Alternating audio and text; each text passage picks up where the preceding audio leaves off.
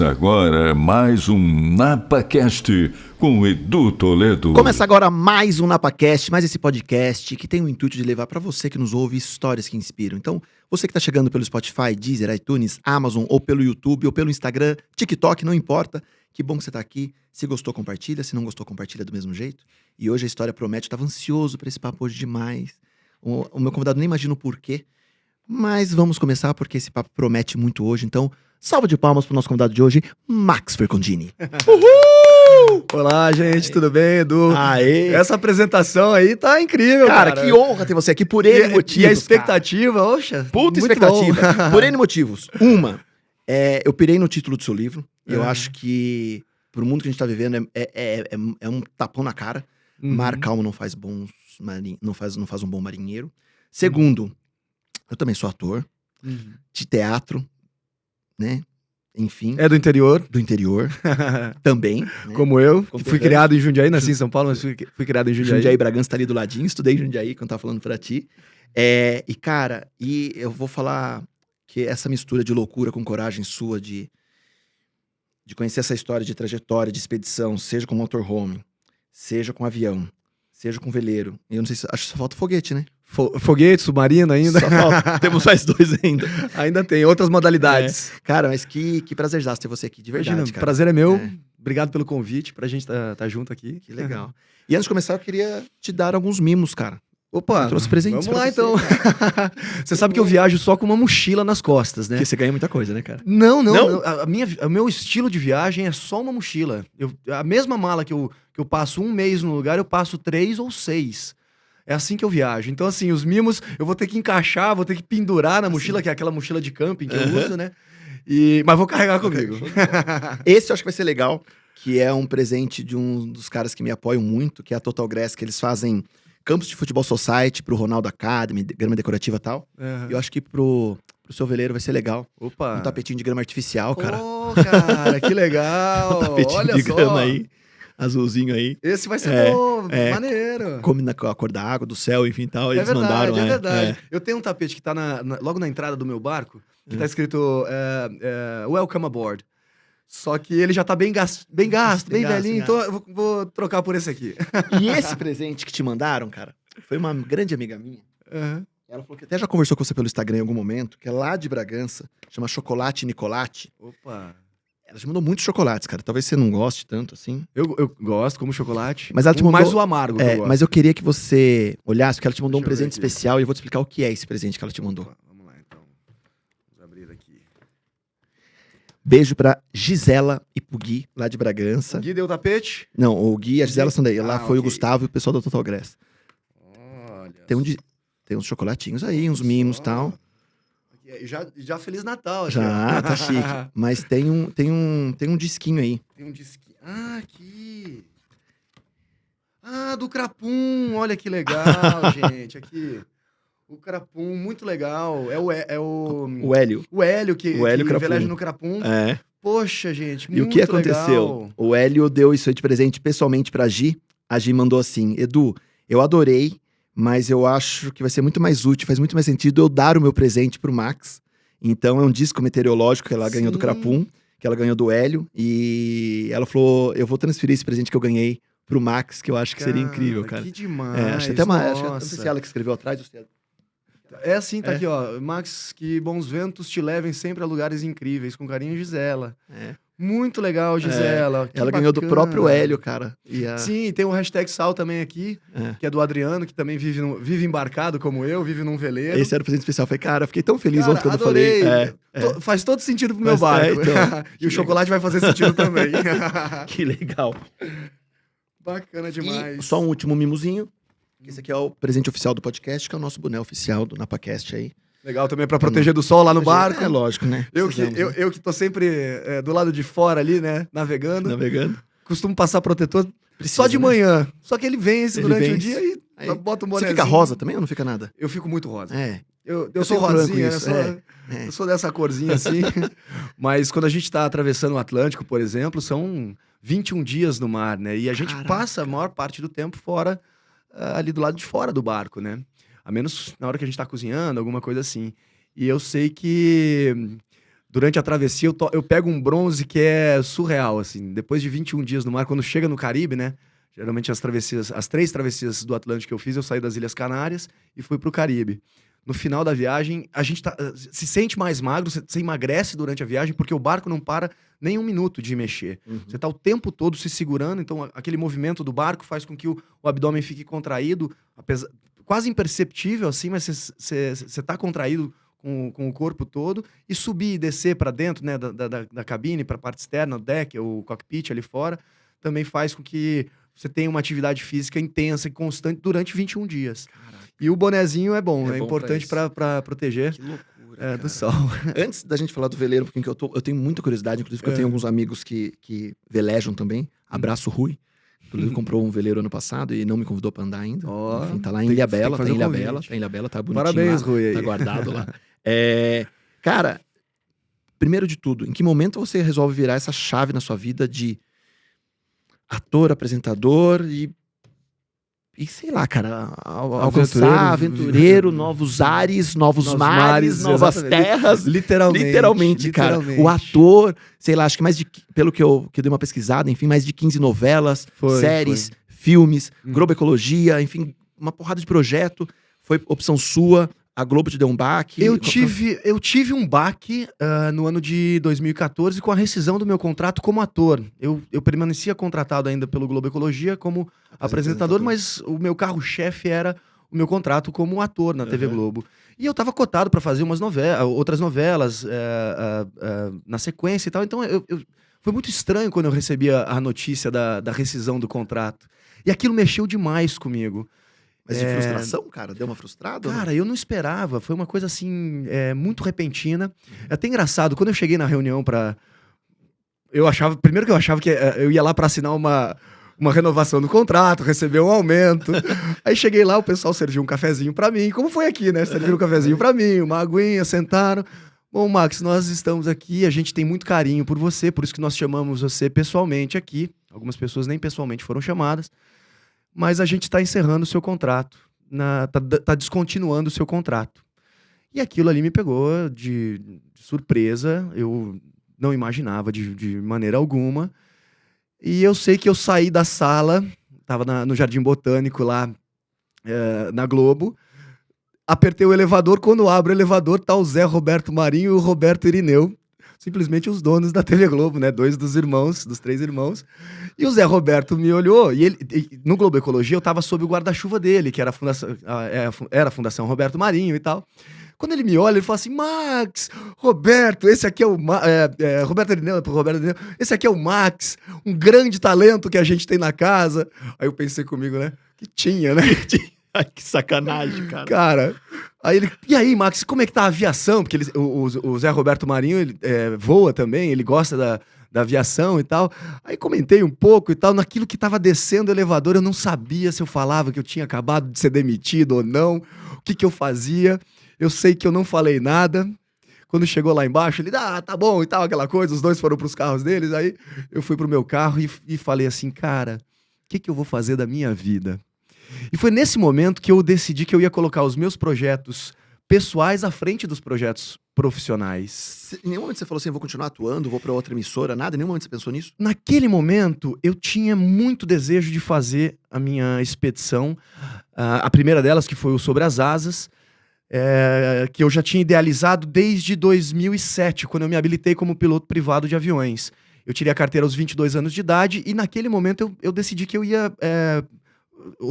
montar um projeto onde eu pudesse viajar, voar pelo Brasil, conhecer o Brasil e fazer um documentário. Obviamente, era um projeto pessoal que tinha um pezinho no profissional ali, porque eu queria gerar esse conteúdo, eu queria comunicar ao meu público dessa maneira. Mas você sabe que os 7 anos que eu passei, Edu, desde que eu idealizei o projeto até a hora que eu consegui realizar, e eu vou contar como que eu consegui realizar, eu aprendi, eu tive contato, eu comecei a apresentar o Globo Ecologia, então eu tive contato com a área de jornalismo da TV Globo, eu tive contato com o fazer um programa de televisão, eu aprendi, eu estava à frente das câmeras ali apresentando, mas eu participava das pautas, as discussões, as reuniões do programa, eu acompanhava um pouco da edição, eu via como que era a parte dos offs, né, que eu ia lá para gravar, então como que era montado todo o programa. Então, esse tempo de maturação de 7 anos, né, de 2007 a 2014, foi essencial para que eu tivesse a capacidade,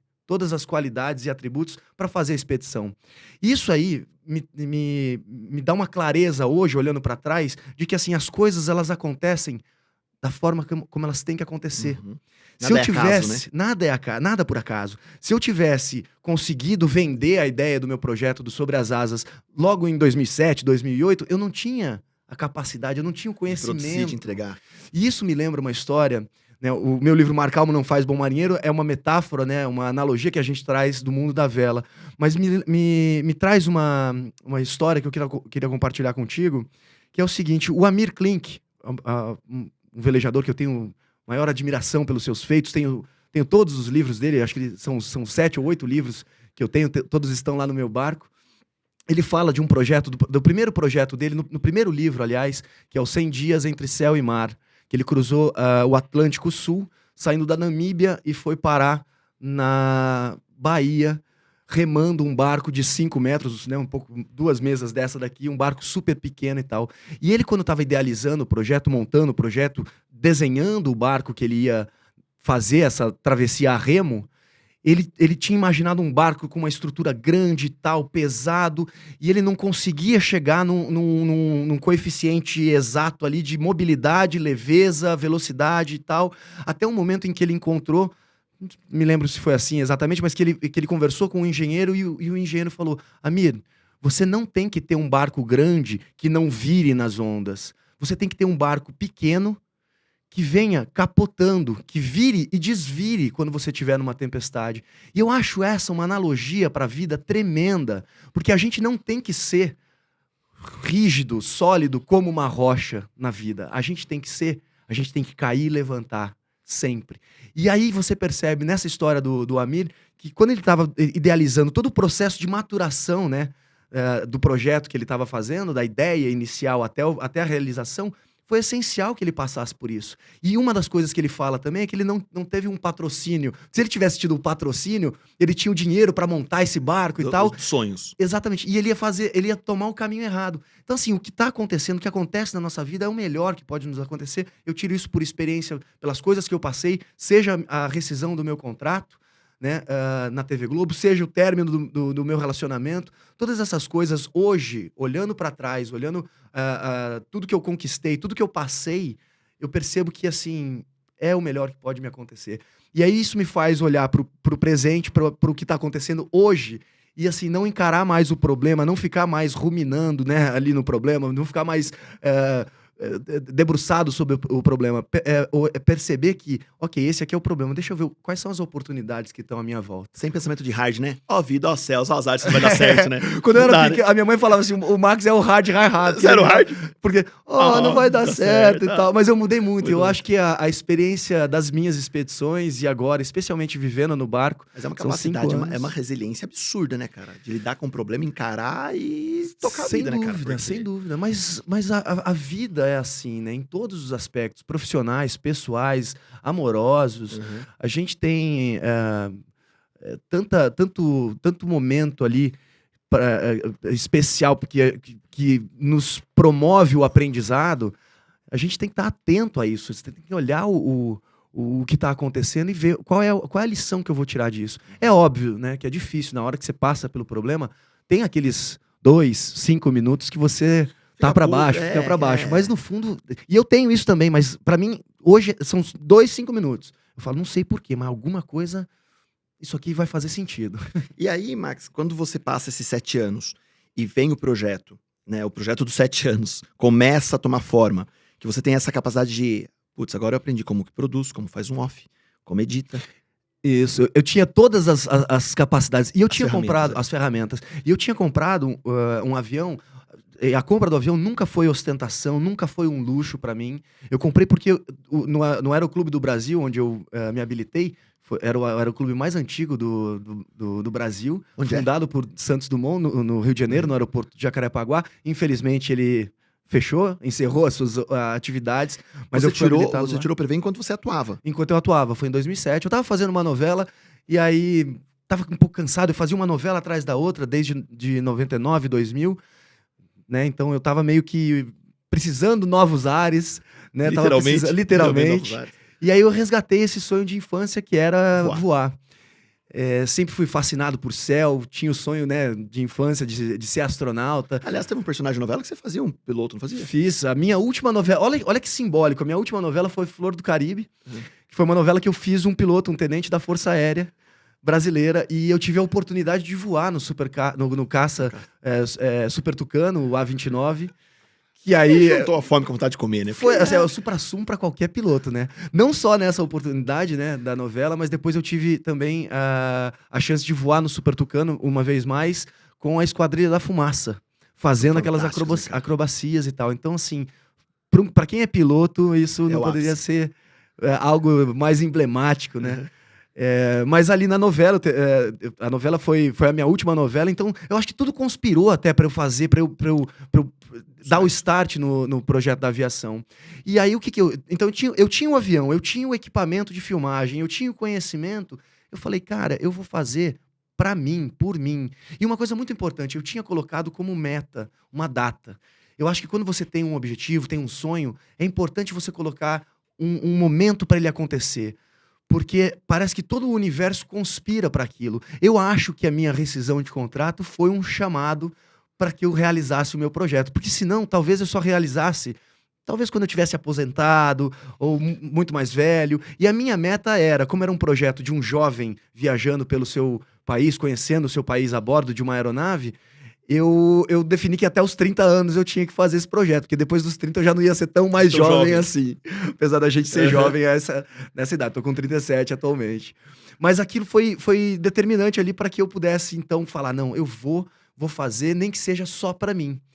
E é claro que aí depois, no contexto ali, como eu tinha acesso a área de entretenimento e jornalismo da TV Globo, eu levei o projeto. Aliás, o projeto já estava na mesa há esses 7 anos, mas aí eu levei com outra garra, com outro olhar. E eu falei, olha só, se vocês querem que eu continue no Globo Ecologia, eu quero algo mais. Eu quero fazer o meu projeto também. E aí, então, foi um pega pra capar daqui, E que não era um projeto dentro do Globo Ecologia, tinha que se encaixar num outro programa, né? Era fora. Na verdade... Foi no Como Será, né? Foi no Como Será. Porque a grade...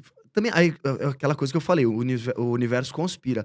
A grade da TV Globo estava mudando. Naquele ano, ou 2013, eu acho que a gente já tinha mudado o formato da grade de cidadania da Globo, que tinha os programas separados, né? Era o Globo Cidadania, o Globo Educação, o Globo Universidade, o Ecologia e o Ação. Eles viraram um programa só, que era o Globo Cidadania. Então ficou com esse título apresentado pela Sandra Nemberg. Primeiramente pelo Serginho Groisman.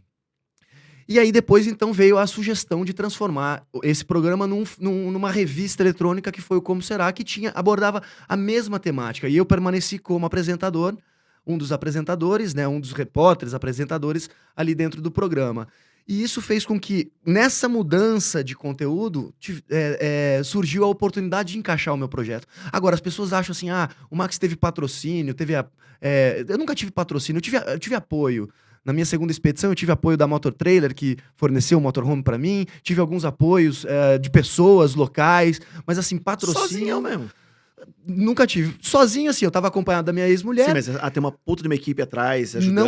Não tinha. Isso é outro detalhe. Ele grava no motorhome, mas dorme no hotel. Nada a ver. Foram 6 meses vivendo no motorhome. A gente fala dessa experiência também, que é muito legal. Mas assim, o Sobre as Asas, eu só tinha a capacidade, a possibilidade de contratar um cinegrafista para me encontrar nos lugares onde eu ia pousar. Ou seja, eu ia pilotando meu avião, pousava nas localidades junto com a minha ex-mulher, levando todo o equipamento que eu precisava, mais roupa, figurino que a gente ia apresentar os programas, chegava no local e gravava. E aí, a partir de onde a gente estava, que eu já editava. Eu saía da gravação e já sentava no computador e já estava editando. Você editava o próprio programa? Eu editava o próprio programa. Max, como que funciona? Só para eu entender, por curiosidade, quando você apresenta esse projeto, eles aceitam e faz parte da grade do Como Será. Você entra como uma produtora, eles não se envolvem em nada, você só entrega o vídeo pronto? Exatamente. Por isso que eu falo que eu nunca tive patrocínio. Porque assim, eu vendi a ideia, só que assim, eu tinha que entregar, inicialmente, na primeira expedição, 8 episódios, 8 programas para eles. Ou seja, sim, eu fui contratado como produtora, ou seja, eu perdi o meu contrato como ator e eles me contrataram como diretor, produtor, roteirista, apresentador. Apesar de que eu tinha uma roteirista, eu contratei uma roteirista que fazia a interface, né, o layout de roteiro do programa para mas aí o seu papel no programa que você tinha, você deixa de fazer também. Daí você só focou no Sobre Asas. Dentro do... Sim, porque aí acabou o Globo Ecologia, então assim, eu tive o espaço ali para fazer. Baita Inicialmente eu né? fiz um primeiro projeto chamado Expedições, dentro do Como Será, até que então a gente teve o tempo hábil para produzir. E foi muito curioso, porque como era uma expedição aérea e tem toda a dificuldade de você voar pelo Brasil, ou mesmo só por conta da meteorologia, que pode atrasar a logística e tudo mais, eu pedi para eles que eu precisava começar a produzir com 6 meses de antecedência. 8 episódios. 8 episódios. De quantos minutos cada episódio? Cada episódio tinha mais ou menos 12, 13 minutos. Ou seja, com esse tempo, né, com essa margem de segurança, eu conseguia entregar. Eu sei que assim, o final, os últimos programas, né, os 2 últimos programas, mais ou menos, eu entreguei, a gente já tinha estreado com o programa já estava no ar. Ou seja, assim, foi uma mudança radical para mim, e eu saí da minha zona de conforto, Edu, de tal maneira que eu fui colocado à prova na minha resiliência, na minha capacidade, isso aos 28 anos de idade. Então, acho que foi determinante ali. E essa foi a primeira expedição. Felizmente, o resultado foi muito bom. Nós batemos recorde, né? O Como Será bateu recorde de audiência. Quantos estados vocês passaram? Ou cidades? Foram 150 horas de voo.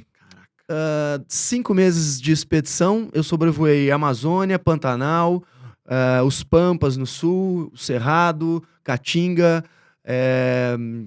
pousei em tribo indígena, quilombolas, mas ribeirinhos. Estrutura de pouso, abastecimento nesses lugares tem? Toda essa logística eu fazia também. Então, assim, não era só a preocupação com a logística de gravação, mas tinha o pré. Então, assim, a minha ex-mulher cuidava da parte de produção local, do que a gente ia encontrar e precisar ali, né? Contato com os projetos que a gente visitou. A gente tinha o cunho os projetos eram de cunho socioambiental que nós visitamos. Então, assim, e eu tinha essa responsabilidade com a logística. Ou seja, imagina você ter que estar com tanta coisa na cabeça e ainda pilotar um avião com segurança, né? Não se pressionar pelos prazos, porque o avião a gente costuma dizer que é o meio de transporte mais rápido para quem não tem pressa. Você não pode ter pressa. Ele é rápido, mas se a condição da meteorologia não tá boa para voar, senta e espera. E era o seu próprio avião, aquele que estava no Rio. Exatamente, que estava no Rio. Eu tive, ao longo dos anos, eu tive 4 aviões. Eu ainda tenho um avião. Esse avião é bastante especial porque é um avião menor, de 2 lugares, motor de 100 HP, um aviãozinho pequeno, né? Considerado ultraleve avançado, mas todo cabinadinho, bem moderninho. Mas eu tenho em sociedade com a minha mãe. Que legal. E fica porque onde? A minha mãe é piloto também. É mesmo? A minha mãe é piloto. Tirou a carteira com 60 anos de idade. Que ela demais, tá com 67. Cara, e vocês pilotam juntos? E a gente pilota junto. Que demais. Aí você vê que o fruto não cai longe da árvore, né? Cai. E tá lá em Jundiaí? Não, fica no Rio de Janeiro, Rio sediado lá no Clube Céu. É a base de todos os voos que eu faço, sempre lá no Clube Céu, no Rio de Janeiro, que é um clube esportivo de ultraleves. Sai do Rio e vai pra Bragança passear, cara. Com certeza. Mas você sabe que eu tava planejando de vir pra São Paulo? Então, vai lá pra Bragança, cara. Eu falei assim, eu vou pousar em Bragança, Nossa, porque Bragança, lá tem mais mobilidade pra mim, é uma cidade mais perto de São Paulo. Poderia ser Jundiaí, que também, sim. minha terrinha do coração. Sim. E Bragança tava no meu radar. Mas acabou que com esse tempo louco que a gente tá no final do ano de 2022 aqui, a meteorologia tá proibitiva de voar. E nessa expedição, Max, o que foi muito legal de recompensador e talvez ou frustrações ou medos que talvez aconteceram nessa viagem? Eu acho que o mais legal foi eu me provar como comunicador, como realizador, né, como diretor, produtor do meu próprio conteúdo. Empreendeu. Eu empreendi, exatamente. Saiu da zona de conforto total, né? Isso. E eu me vi ali com uma possibilidade maior. E foi isso que me fez querer fazer a segunda expedição. Aí agora entrando na história do motorhome, né? Uhum. Depois de fazer a expedição com o avião, eu pensei assim, agora se eu seguir por novos horizontes, eu podia mudar, né? A visão. Ir para uma outra modalidade de transporte. E eu tinha alugado o motorhome na Nova Zelândia no ano de 2012. Bem antes de fazer a primeira expedição e tudo mais. E foi uma experiência muito legal, também com a minha ex-mulher.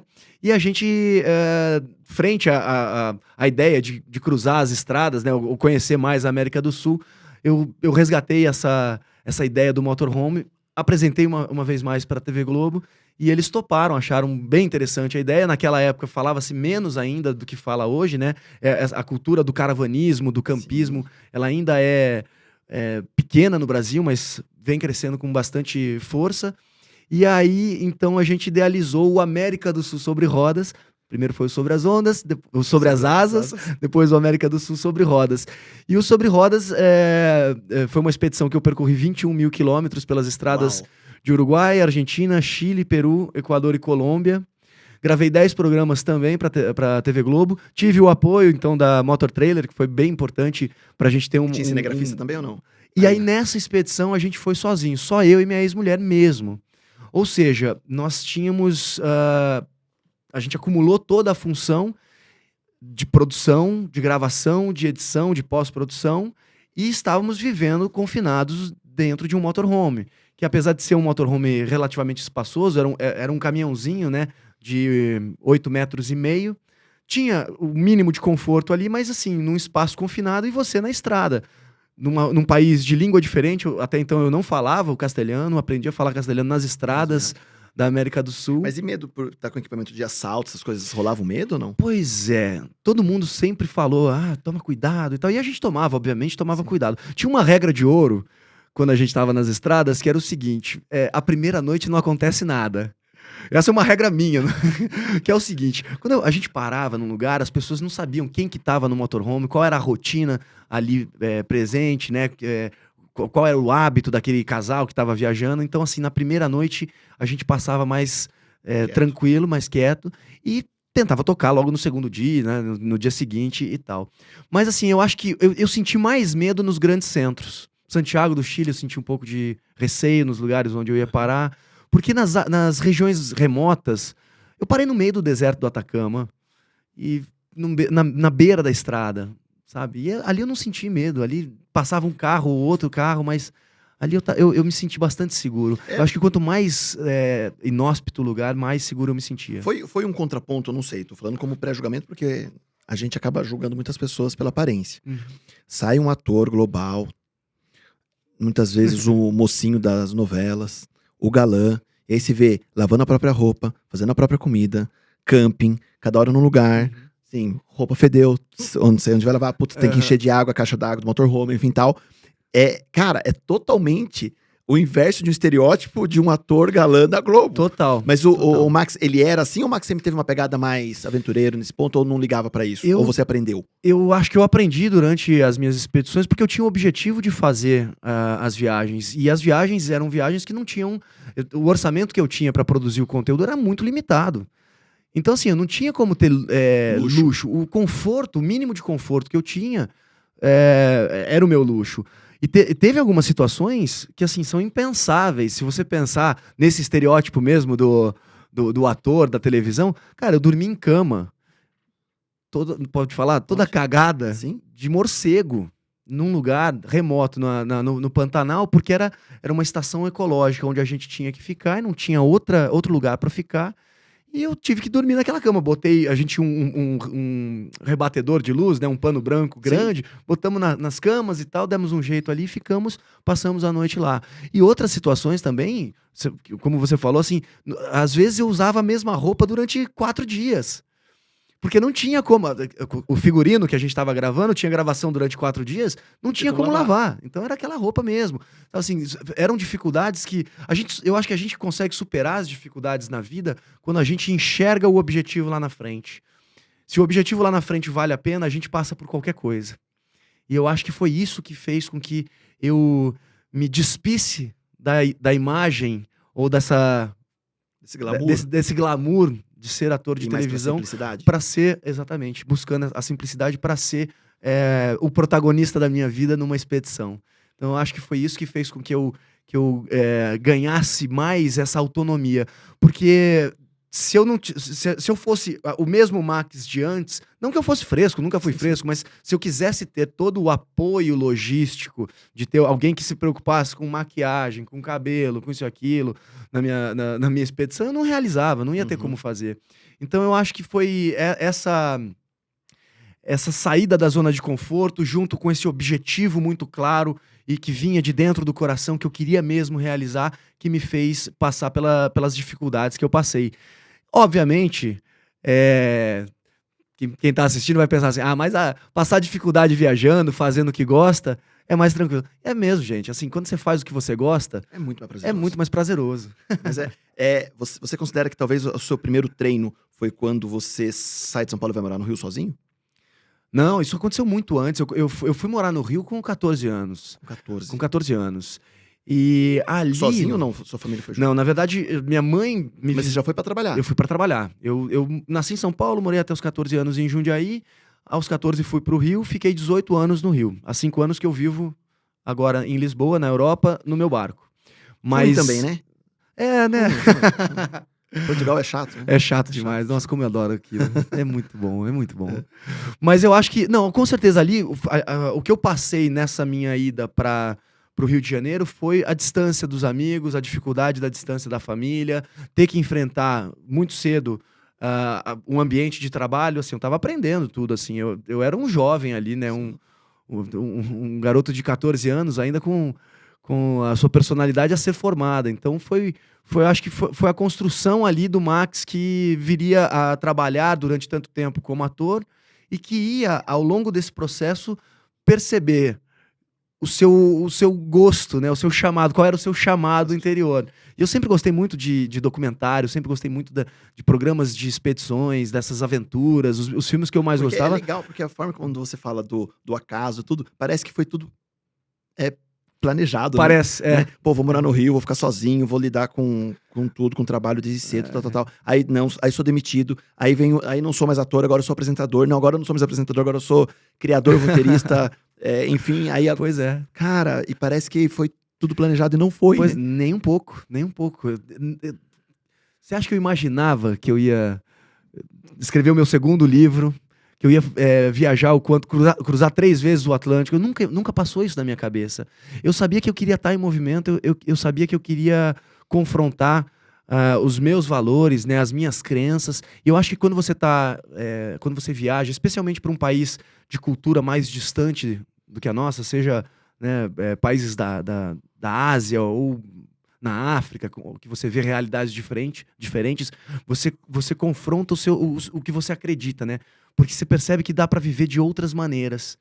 E eu vi isso também no barco. Quando eu fui pro barco, eu encontrei uma comunidade grande de pessoas que vivem a bordo dos seus veleiros, em marinas pelo mundo, cruzando o Atlântico, dando a volta ao mundo. Então, assim, tem muita gente que faz isso. Esse desconhecimento de como que é viver a bordo é porque porque isso não tá na mídia, isso não tá toda hora em voga, não tá toda hora, né, não chama a atenção da grande mídia, digamos assim. Mas o que a gente tem, de fato, são pessoas que vivem a realidade que elas querem.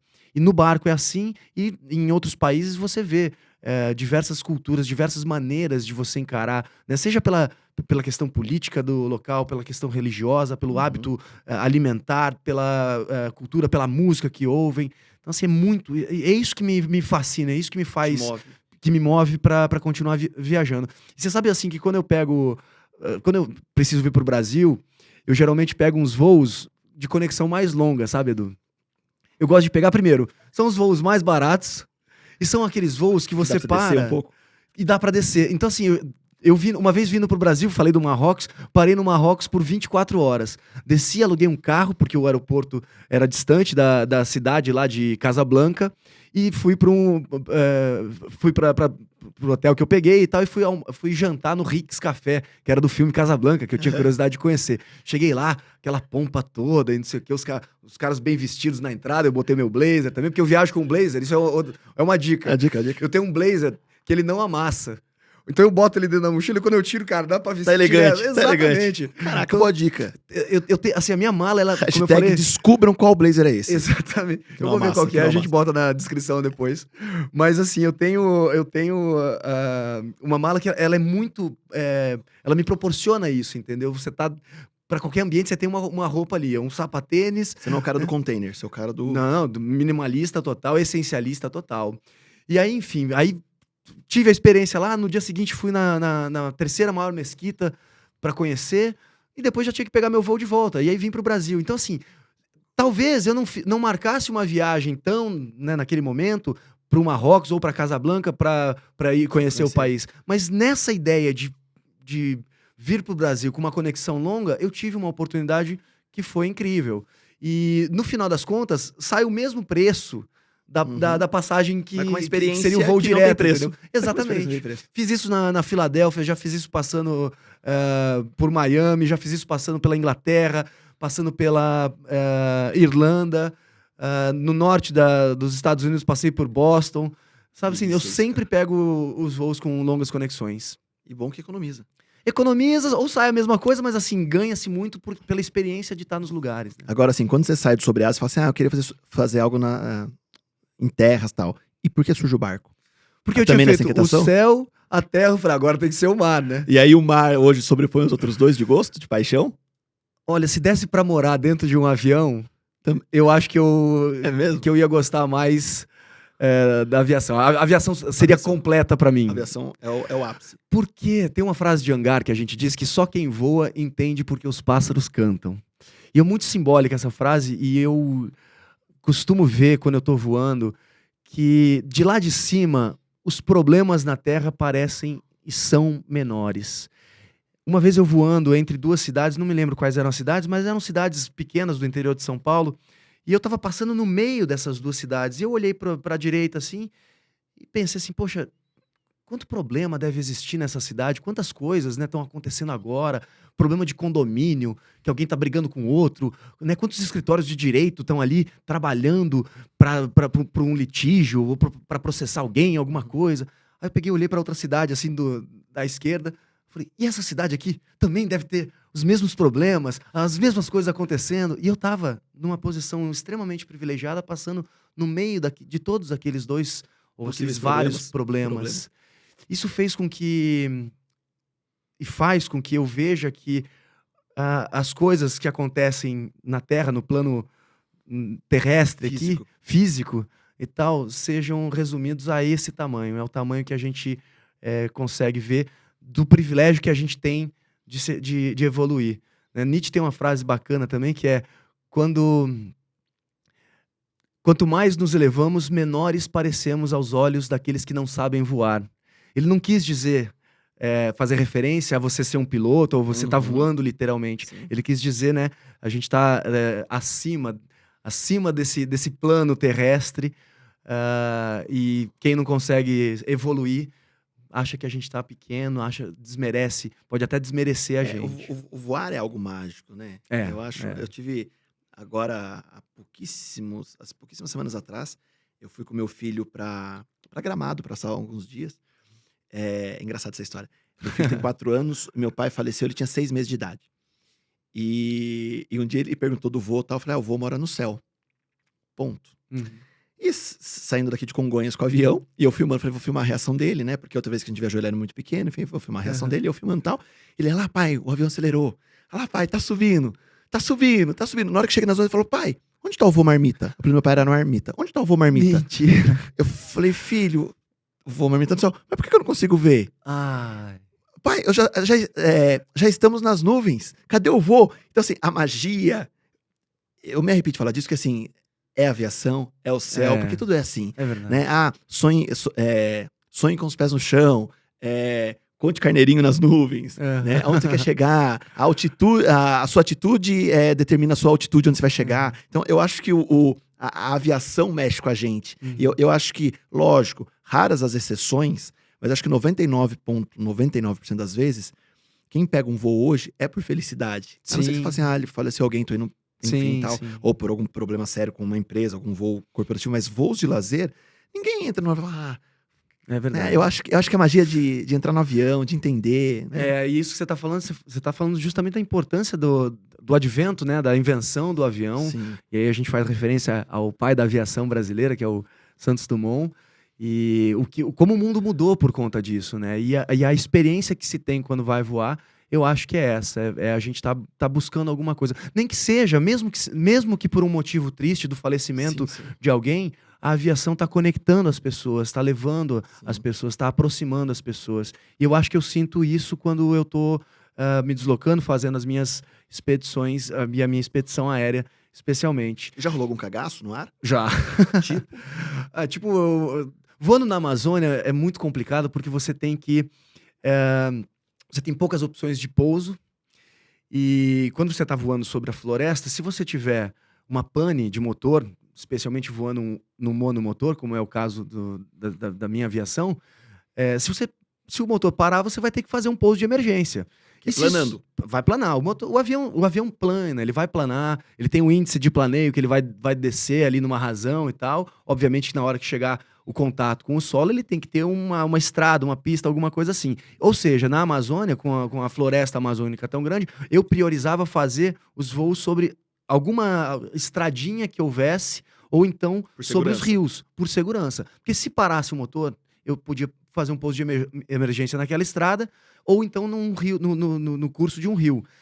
E também, a gente tem que entender que o rio na Amazônia é um caminho da água, é um caminho ali, onde em algum momento vai passar um povo ribeirinho, um indígena, alguma coisa assim, e você tem mais uma chance, né, ou pelo menos uma chance de ser resgatado. Uma vez que você cai ali no dossel das árvores, na copa das árvores, a chance... porque a floresta engole. E outra, as árvores têm mais ou menos uns 50, 60 metros de altura. Se você conseguir sobreviver, né, ao pouso ali no dossel das árvores, para você descer já vai ser uma dificuldade. Um rapelzinho bom. Chegar lá embaixo tem a onça que morde. Ou então o mosquito que pica. Então... Tá ferrado. Tá ferrado, assim. Mas me conte um cagaço que você já passou no avião. E aí eu tava voltando, eu tinha decolado... Expedição? Nessa expedição, no Sobre as Asas, eu tava voltando de Rio Branco pra Jacareacanga, no Pará. Rio Branco no Acre, Jacareacanga no Pará. E eu tracei a minha rota de voo, dava aproximadamente, acho que umas 3 horas e meia de voo. E eu tinha como alternativa a cidade de Apuí, no estado do Amazonas. Eu já tinha até ligado no hotel pra saber se tinha um hotel lá pra eu ficar em Apuí e tudo mais, uma pousadinha que fosse. E no meio do caminho o tempo tava bom, algumas formações, alguns CBs pra cá, outros pra lá. Eu tinha checado a meteorologia, mas a meteorologia na região amazônica ela é muito traiçoeira porque ela muda muito repentinamente, né? Então a gente já sabe que tem essa mudança, a gente tenta programar o voo para o horário mais cedo possível, antes que a terra, né, o solo esteja quente e provoque as nuvens, as formações de convecção, né, que são aquelas nuvens grandes, os CBs que a gente chama, são os cumulonimbus. E aí no meio do caminho eu olhei Apuí, olhei para frente assim, falei, tá bom, o tempo aqui eu vou seguir. Tinha mais 1h30 de voo pela frente, metade do caminho, né, um pouquinho mais para frente. No que eu tava chegando, já tava sobrevoando o Telespires, né? Eu tava em cima do rio Telespires, e aí começou a deteriorar. E o voo que eu pratico é o voo visual, né? Por regras de voo visuais. Então, começou a deteriorar e eu comecei a ficar preocupado. Aí, será que eu volto? Será que eu não volto? Tava só eu e minha ex-mulher. O cinegrafista não? Não, o cinegrafista ele encontrava com a gente nas localidades. Ele pegava um outro voo, um voo comercial, às vezes... né, se deslocava de carro de uma cidade maior para uma cidade pequena. Só nós dois, minha ex-mulher filmando tudo. Tudo legal. Até a filmagem. Tava tenso, pingando aquele suor. Eu não transpareci tanto a atenção, mas ela percebeu que tava perigoso, assim, tava começando a deteriorar, mas assim, eu ainda estava dentro das regras visuais, eu ainda tinha contato visual com o solo, né, e conseguia prosseguir no voo. Mas assim, a condição estava tão ruim que a chegada em Jacareacanga me preocupava. Ou seja, tentei chamar numa rádio, né, a torre a gente chama, em aeroportos menores a gente chama que são as rádios, né, que prestam serviço de informação de voo.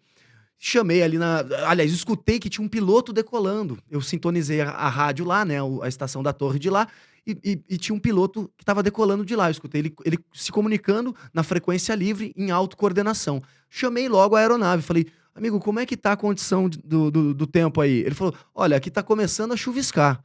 Eu falei, tem uma previsão pra apertar essa chuva? Ó, mais meia hora deve chover. Aí eu olhei no GPS do avião, tinha 35 minutos pra eu chegar. Aí, cara, eu sei que assim, por sorte, obviamente, tô aqui vivo, Sim, presente. Você chegou com a chuva. Eu pousei, ainda deu 5 minutos, aí caiu o mundo. A gente quase que não conseguia sair do avião, por causa já tava chuviscando, né? Então pegamos só o básico, deixamos o equipamento no avião, pegamos o básico das nossas roupas, Mas da no caso nossa de 10 mala. minutos depois, a chuva não deixaria você pousar. Não deixaria pousar. Eu já cheguei também numa outra ocasião, indo de Cuiabá pra Brasília. Tinha uma formação no meio do caminho. Eu falei, cara, eu acho que dá. E esse é o perigo da aviação. Quando você fala, eu acho.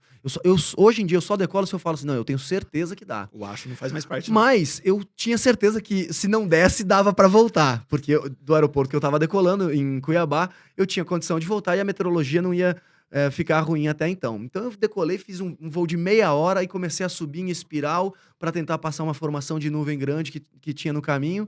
Obviamente não consegui chegar até o topo dessas nuvens, não consegui passar, e era só uma faixa, assim, coisa de 25 minutos eu atravessava aquela formação. Aí comecei a descer em espiral e comecei a buscar um local para pousar, comecei a chamar outras rádios, outras torres, né, no caminho, escutando outros pilotos falando, Rondonópolis já tá, acho que era Rondonópolis, já tá chovendo, não sei onde já tá chovendo, não tem visibilidade. Aí comecei, peguei no GPS, eu já sabia algumas alternativas, aí toquei, acho que foi pra Rio Verde ou alguma cidade com desse nome, assim, lá no estado do Mato Grosso. Cheguei, pousei, aliás, quando eu desci até próximo, né, mais próximo do solo, quando eu olhei aquela nuvem que chegava até lá em cima, embaixo ela tava colada na serra, e tava assim, roxo embaixo, roxo. Então assim, era nuvem cinza e tal, ia escurecendo até ficar roxa a cor da nuvem e da água ali Ótimas caindo. condições pro voo. Tava ótimo, perfeito. A gente pousou, nem deu...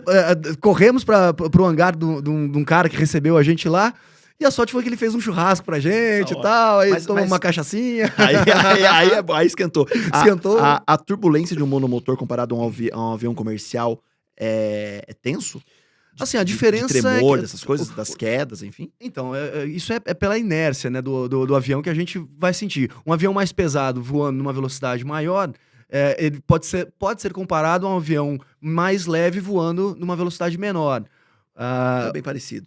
E assim, a faixa de turbulência maior que a gente tem é até os 10 mil pés. Entre 7 e 10 mil pés você tem onde estão as formações das nuvens, né? Por isso que o voo por instrumentos, né, o voo, quando você passa dos 14 mil pés de altitude, você tem uma condição um pouquinho mais tranquila, porque tem menos nuvens, em geral, né? Sim. Dependendo da região que você está voando, e também as condições de turbulência são menores. Quanto mais perto do solo, mais turbulência. São as turbulências orográficas, né, das montanhas, da orografia que tem ali no caminho. Dos três, você tem mais medo do quê? Ai, Avião, carro, avião, terra ou mar? eu acho que o mar é mais hostil. Né? O mar, ele é mais impiedoso. Impiedoso. Porque, primeiro que assim, quando você voa, você faz um planejamento de 2, 3, 4 horas de voo, mais ou menos, não muito mais do que isso. Então você consegue ter uma previsibilidade maior. Agora, quando você vai cruzar o Atlântico, são 21 dias no mar, ou mesmo navegando afastado da costa. Para você voltar para a costa, você vai levar um tempo grande também. Então você fica um pouco mais suscetível ali às intempéries, às condições do céu, né, dos ventos e do mar. Então eu diria que a travessia do Atlântico, você tá lá sozinho no meio do mar, sozinho assim, mesmo que você tenha tripulação, confinado ali naquele espacinho, naquele casquinho, né, aquela casquinha de ovo, eu acho que pode assustar mais. Mas assim, eu acho que eu vou com medo mesmo. Eu acho que a gente... Você vai com medo ou vai com coragem? Com os dois. Não, assim, o medo ele é muito relativo, né? Porque tem gente que... As pessoas me perguntam assim, mas Max, e as condições que você pega de voo, de mar e tal? Às vezes eu pego onda de 6 metros de altura. E, cara, isso não me dá medo, porque, assim, eu sei que a condição do barco, ele aguenta aquela condição, eu sei que eu tenho o conhecimento, eu tô preparado para fazer aquilo. Então, assim, eu tenho receio de acontecer alguma coisa e eu não saber ou não conseguir resolver. Aí sim. Agora, a coragem sim também, né? A coragem, a gente até aqui nos disso. bastidores estava comentando, eu coloquei isso no meu livro, que a coragem ela vem do latim de coractium, né? Cor, coração, actium, agir, ação, né? Então é aquilo que você faz do coração. E eu acho que quando você faz o que você realmente deseja, você enfrenta os seus medos, você enfrenta as dificuldades, você enfrenta os desafios, a distância da família, você enfrenta a cidade, né, o medo da cidade, né, os perigos de uma cidade grande como São Paulo ou Rio de Janeiro. Eu acho que objetiva aquilo que está no seu interior. Obviamente que, assim, não é uma aventura onde se possa sair despreparado. Você tem que ter ali a condição mínima, básica de conhecimento e, sobretudo, assim, a capacidade do raciocínio rápido e lógico e preciso para solucionar um problema. E é isso que me dá a confiança de navegar, é isso que me dá a confiança de cruzar o Atlântico. E quanto tempo foi de preparação pro barco? Surgiu como, putz, vai ser velejar? Pô, você falou que eu fiz terra. Fizar. Podia ser uma canoa descendo no Rio Negro, Né? um reminho ali e tal. Um pedalinho, pedalinho, né? Na seria água. na Lagoa Rodrigo de Seria Freitas, né? água, seria água. Mas não velejar, pô. Pois é. É curioso, Edu. Ótima pergunta, porque eu tinha pouquíssima experiência quando eu comprei o meu barco em Barcelona. Eu conto o detalhe de como que foi, né, no livro eu falo exatamente de como foi ali os primeiros momentos no barco, a compra do barco, como é que foi a minha foi um transição. Foi direto Já um foi. veleiro. Obviamente que, assim, quando eu decidi que eu ia fazer a expedição, eu já tinha a carteira de arraiz amador.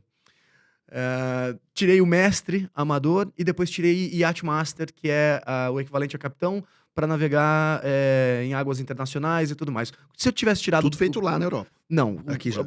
Arraiz e mestre eu fiz aqui. O Arraiz eu tinha já há bastante tempo, desde 2011. O mestre eu fiz nesse período de 8 meses, 9 meses, mais ou menos. E foi exatamente esse o tempo de me preparar, fazer as minhas aulas de vela, ter o conhecimento, tirar as carteiras, ou seja, eu estava habilitado para navegar. Mas ter um papel não quer dizer que você Tem capacidade. tem capacidade. Eu considero que, assim, eu fui bastante arrojado nessa minha transição da terra para o mar. E por ter comprado um barco na Espanha, também que eu não conhecia até então, eu nunca tinha ido para a Espanha. Fui para Barcelona, aluguei um motorhome, rodei batendo de porto em porto para conhecer os barcos. E quando eu encontrei o meu barco, eu falei, cara, eu acho que eu consigo viver nesse espaço aqui. E eu tava recém-separado, A ideia já era pra viver no barco. já era... Não era só uma expedição. Na verdade, era pra expedição. Mas assim, eu consigo viver no barco para fazer a expedição. Eu consigo morar nesse barco durante a expedição, que eu imaginava que fosse durar um ano e meio, né? Mais ou menos, 2 anos no máximo. Já são 5 anos que eu tô vivendo a bordo. Então, esse processo, assim, eu acho que eu fui bastante, como eu disse, arrojado, mas eu tava determinado que, assim, eu sabia que se eu tivesse algum problema, eu ia saber resolver. Eu já tinha passado por outras 2 expedições, onde eu tive problemas nas estradas, onde eu tive problema voando com avião. Imagina, com o avião furou o pneu numa pista que eu pousei, no meio do nada, no meio do Jalapão. Então, assim, eu consegui solucionar aquele problema. Obviamente, assim, são modalidades diferentes, mas Sim. a capacidade de raciocínio, a capacidade de pensar, isso ninguém me tira. E de esse fazer, conhecimento... né? De executar, de De realizar, executar, exatamente. E, obviamente, que as primeiras navegações que eu fiz foram navegações por cabotagem, né? Que é aquela navegação costeira e tal. Eu priorizei, no início, nunca navegar o menos possível durante a noite. Então, eu acordava 4 horas da manhã, saía da marina, ou de um porto, ou de uma baía, seguia navegando até 10 da noite, mais ou menos. Quando eu me sentia cansado, parava, jogava âncora em uma praia deserta, em uma baía mais protegida e ficava. Ou então parava numa marina ou num porto. E nesse caminho ali eu fui conhecendo mais do meu barco, eu fui conhecendo mais da navegação. Porque assim, as pessoas acham que cruzar o Atlântico e outros barcos e essas coisas, cara, é mais perigoso perto da costa, que você tem barcos pesqueiros, você tem, né, zonas de pesca com redes de pesca que são perigosas aos barcos. Então, assim, um tráfego muito mais intenso de ferry boats que saem da África, que chegam ali na costa da Espanha ou em outras regiões, né? Você também tem esses navios. Então, assim, a atenção que a gente É tem muito maior. velejando próximo da costa é muito maior. Mas próximo da costa você veleja sozinho. Eu comprei meu barco em Barcelona e levei ele sozinho pra Lisboa. Ou seja, eu passei pelo Estreito de Gibraltar também, que é Sem nunca ter velejado sozinho antes. Sozinho. Eu já tinha velejado sozinho Já antes. tinha. A minha experiência velejando antes de comprar o barco foi de mais ou menos... Bom, eu fiz 6 aulas de vela, propriamente ditas, e depois eu aluguei barco em Angra pra treinar. Então, a primeira vez eu saí com um skipper, que é um capitão, que era uma imposição, inclusive, da empresa que alugava os barcos. Ó, Max, você tem que sair com o skipper. E eu falei, que ótimo. Eu tava pagando o skipper, era como se eu estivesse pagando um professor pra mim. Porque eu já tinha tido conhecimento, eu já tinha as aulas. Agora, deixa eu ver como é que ele faz, o que eu posso aprender a mais com essa pessoa que tem bastante experiência. E aí, então, eu observei muito. Eu falei, cara, posso fazer o trabalho no barco? Deixa que eu faço e tal. Então, eu fui fazendo, fui aprendendo. Aí, quando a gente voltou, né, passei 3 dias navegando. Quando a gente voltou, eu perguntei pra ele, chefe, tô pronto pra sair sozinho? Você acha que dá pra pedir na próxima vez pra eu sair sozinho? Ele falou, Max, tá safo, como a gente diz. Aí aluguei mais umas 8 ou 9 vezes barco e fazia pra treinamento. Não era, mais uma vez, nunca foi luxo, nunca foi ostentação. Então eu saía pra treinar, saía pra navegar. Obviamente a região de Angra é uma área de poucos ventos, de Mar calmo. um mar calmo. Mas peguei uma condição, eu conto logo no início do livro, eu conto uma condição que até chamei um amigo meu pra velejar comigo no meu aniversário. Eu já tava separado, tava sozinho, parei o barco, tava ancorado numa ilha. Ele chegou, veio com uma lanchinha rápida de apoio e a gente saiu pra velejar. E ele não tinha experiência nenhuma em barco. Então, assim, eu me senti um cara, né? Professor ali também. Professor. Eu falei, não, agora vamos aí, ó. Me ajuda aqui a subir os panos e tal, não sei o quê.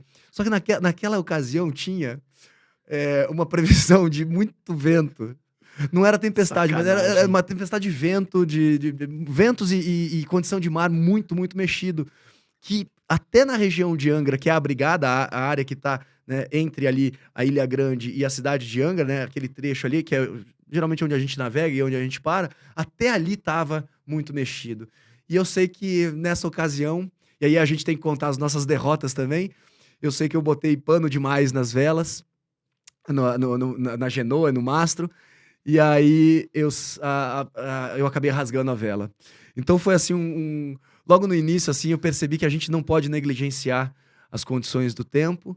No final das contas, a gente prosseguiu na viagem com a vela rasgada, a gente desligou, baixou as velas e ligou o motor, fomos a motor, batendo muito, balançando muito o barco, mas chegamos lá com segurança, porque dava para chegar. Ali eu tinha certeza que a gente ia conseguir. Só que a gente ia enfrentar uma condição bastante adversa. E eu falei pro meu amigo, eu olhei para ele e falei, você quer voltar? Se você estiver desconfortável e quiser voltar, a gente volta. Ele falou, Max, dá pra ir? Tá seguro de ir? Falei, cara, só vai balançar, mas afundar não vai. O barco não afunda por isso.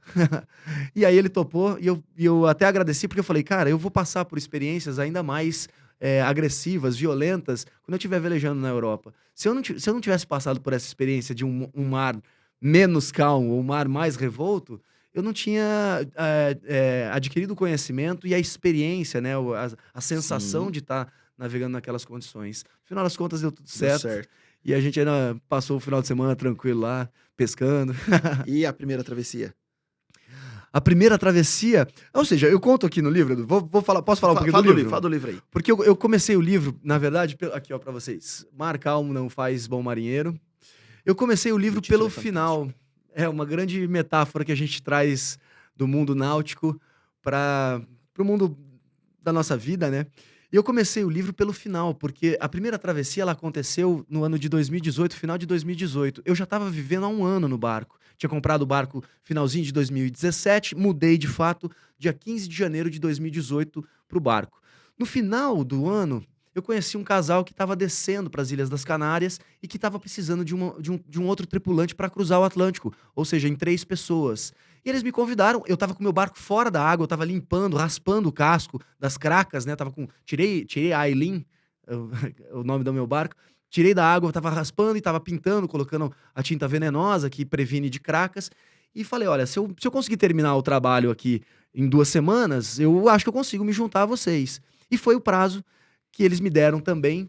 E deu certo, eu consegui terminar ali o trabalho e a gente se encontrou nas Canárias. Eu peguei um avião, porque não tinha tempo hábil para descer com o meu barco, peguei um avião, fui até as Canárias e a gente dali se preparou. Foram 21 dias no mar, a gente passou por vários perrengues, eu conto em detalhes tudo que a gente passou, desde o piloto automático que parou de funcionar. A gente não tinha as baterias, o painel solar não carregava as baterias, e a gente teve que ir sem piloto automático. A condição, o tamanho do barco que a gente estava navegando, nós três, né, a Sofia que passou mal praticamente a viagem toda, meu amigo que passou mal nos 5 primeiros dias. A Sofia não podia cozinhar, o meu amigo não sabia cozinhar, eu tive que assumir ali o papel de chefe de cozinha da nossa travessia. Mas eu comecei, quando a gente estava navegando, eu comecei a escrever um diário de bordo, com todos os detalhes, hora que o peixe fisgou, hora que a gente risou a vela, diminuiu os panos, hora que eu fui dormir, hora que a lua nasceu, hora que o sol se pôs, sem pensar no livro. Eu tava pensando em fazer um diário pra mim, pessoal e tal, que eu viesse a compartilhar com os meus amigos em redes sociais. E eu comecei, né, depois que a gente chegou, né, depois de 21 dias que a gente chegou no Caribe, na ilha de Santa Lúcia, tá logo abaixo da Martinica. Quando a gente chegou lá, eu comecei a compartilhar e a resposta das pessoas sobre os textos que eu estava postando me surpreendeu. Todo mundo achando muito legal, todo mundo curtindo muito. Eu falei, cara, eu tenho que contar para as pessoas como é que eu cheguei aqui. Nesse 1 ano, tudo que eu passei, tantas coisas que eu vivi. E por que não falar os motivos que me levaram a viver das minhas aventuras? Né, viver esse novo personagem, né, esse personagem real, do Max real, protagonista da sua vida. E aí foi então que eu comecei a escrever os capítulos, comecei a editar a minha história e contar em detalhes tudo que eu passei. Tem um capítulo que eu dedico especialmente à aviação, tem um que eu falo do motorhome, eu começo o livro falando da minha separação, eu falo depois da minha rescisão de contrato na TV Globo. Coloquei um pouco de tudo, é um livro autobiográfico. Eu acho que inspira bastante. A resposta que os meus leitores já me deram é que o livro eu escrevi com muita transparência, as coisas que eu passei, é muito sincero ali, eu não fico floreando. Eu conto um pouco da história dos lugares pelos quais eu passei. Então, Gibraltar ali, né, a proximidade com o continente africano, você no menor trecho, né, do canal do Estreito de Gibraltar, você tem 14 quilômetros de um lado ao outro. Então você está navegando ali no meio, você olha a África e consegue ver também a Europa. Então, assim, eu falo um pouquinho da história dos lugares, falo de Portugal, falo das grandes navegações. E aí acabou que, depois de escrito, eu pensei, né, o capítulo... O diário de bordo, ele é tão interessante e tal, que eu coloquei como um capítulo de bônus. Porque eu escrevi um capítulo que fala da travessia em si, mas eu falei, não posso privar as pessoas de lerem também o dia a dia ali, como foi. E eu recomendo para quem for ler o diário de bordo, que leia um dia por vez, um dia por dia. Porque depois de 17 dias que você ainda tá pegando o meu livro na mão, Vendo. Pra ler, você vai falar assim, caramba, bicho, quanta coisa que já passou na minha vida aqui em terra, e o Max ainda tava lá no barco, né? Junto com o Beto e com a Sofia. Faz uma referência, eu acho que relativiza muito o nosso cotidiano. E eu acho que a experiência no mar, sem contato com nenhuma porção de terra durante tanto tempo, por mais que nós estivéssemos em 3 pessoas, é uma viagem muito solitária. Você modera o seu humor pelo clima, né? Uhum. Pela condição do barco. Então, o barco batendo, mexendo, tá? Você chega a ficar mal-humorado, depois o dia tá bonito, aí os golfinhos vêm visitar ali, porque isso acontece frequentemente, mais de 15 dias, por 15 dias pelo menos apareciam golfinhos. À noite, então, tem uma esteira de plâncton fluorescente que acompanha o barco, né? A gente vai passando com o barco, vai mexendo ali o plâncton na superfície, e à noite você vê aquela estrela de luzes, assim, piscando. Então, assim, é o céu mágico, estrelado cara. em cima, é muito mágico. E a esteira de plâncton atrás. Toda essa atmosfera faz com que você, especialmente para quem gosta de natureza e para quem quer ter um desafio, né, interior, faz com que você reveja seus conceitos, você se coloque à prova, você busque um desafio E para mim foi um momento de grande realização. Não é à toa que eu fiz outras 2 vezes, né? Cruzei Tem 3 vídeo, vezes cara? o Atlântico. Eu coloquei, então, aqui tem os cadernos de fotos. Aqui para vocês. legal. Esse aqui é meu barco ali no Algarve. É uma pedra bem bonita que tava lá. Eu coloquei. Deixa eu ver se eu consigo mostrar mais alguma coisinha aqui. Aqui as primeiras navegações, ainda na costa da Espanha. Depois tem algumas imagens também que ilustram o meu barco por dentro, para quem quiser conhecer, ver como que é aqui, nessa página aqui, a cozinha do barco, aqui no meu dedão aqui, a sala do barco. E eu coloquei os QR Codes. Então são 2 QR Codes. Ó, o pessoal vai roubar aí o QR Code, mas pode roubar. Põe de lado que não dá pra roubar. Não, tá tranquilo. Se quiser assistir, nesse primeiro QR Code aqui tem as 2 expedições, o Sobre as Asas e o América do Sul sobre rodas. São 4 horas de conteúdo em vídeo. E no outro QR Code tem os vídeos das minhas navegações, né? Eu passando pelos momentos mais sublimes e as dificuldades navegando com o meu veleiro. Seja no céu, na terra ou no mar, calmo ou tenso, te fez um bom marinheiro, cara? O mar tenso me fez melhor marinheiro. E trazendo essa analogia para a vida pessoal também. Os momentos que eu passei maiores dificuldades, que eu confrontei, que eu saí da minha zona de conforto, foram os momentos que eu mais cresci. Hoje eu olho para trás e eu vejo que realmente aquilo era o melhor que podia me acontecer. Porque acho que até a gente tava falando isso nos bastidores também. Essas analogias são bacanas pra gente levar pro mundo corporativo, pra quem tá ouvindo podcast que tem o seu negócio, enfim e tal. Quantas vezes a gente tá no mar, né? A gente fala, tá sem norte, né? Às vezes as pessoas usam o clichê, rema e não sai do lugar. Exatamente. Né? E tá andando em círculo, não chega em lugar nenhum. Afunda, aonde eu quero chegar? Terra à vista, o que seria terra à vista pro seu negócio? Né? Quais são os piratas que sabotam o seu negócio? Enfim, mas a gente não para entender qual é a visão de estar dentro de um barco fazendo uma expedição como essa, né, cara?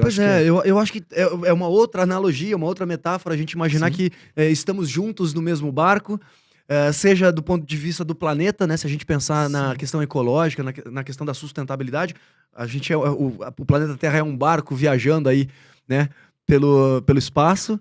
A gente então tem que ter a consciência do ambiente que a gente habita e depois, assim, no mundo corporativo, no mundo empresarial, a gente imaginar que a empresa é um barco, onde você tem que se ajustar também aos ventos, né, externos, às questões externas, o que tem de fora ali, e tem que ter uma liderança, tem que ter força ali de um líder, tem que ter a participação, a colaboração, por mais que a gente possa velejar sozinho, mas se você tem uma equipe, você tem que ter uma equipe preparada e determinada para aquele objetivo que o líder propõe ou que a empresa, né, as diretrizes que a empresa se propõe, e isso faz com que a gente traga essas mensagens do universo náutico pro ambiente empresarial corporativo. Legal isso, porque até pro nosso público do NapaCast também, a gente tem uma oportunidade ímpar de falar com vários líderes de grandes empresas, empreendedores, enfim, público de uma forma geral.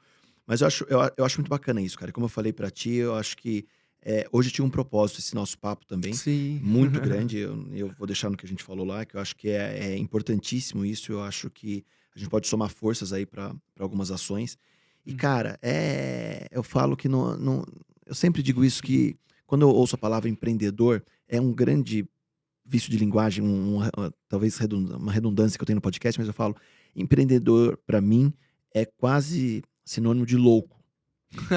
Porque é o arriscar, é o transformar, é o criar. E, cara, e é o que você fez, né, cara? Mas uma loucura boa, né, cara? Eu não consigo me imaginar num motorhome, que seria mais próximo. Eu não consigo me imaginar num avião.